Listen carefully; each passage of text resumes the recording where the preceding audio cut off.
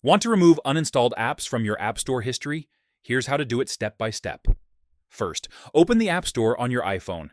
At the top right corner, tap on your profile icon.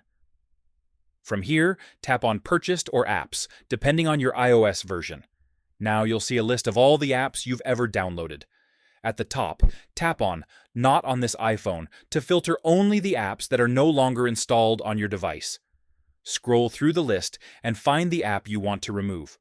Once you find it, simply swipe left on the app. You'll see a hide option appear, tap on it. This will remove the app from your purchase history list. You can repeat the same process for any other apps you want to hide. Keep in mind, this doesn't delete the app permanently from your Apple ID, it just hides it from your visible list. If you ever want to re-download it later, you can still find it in your account settings. And that's it.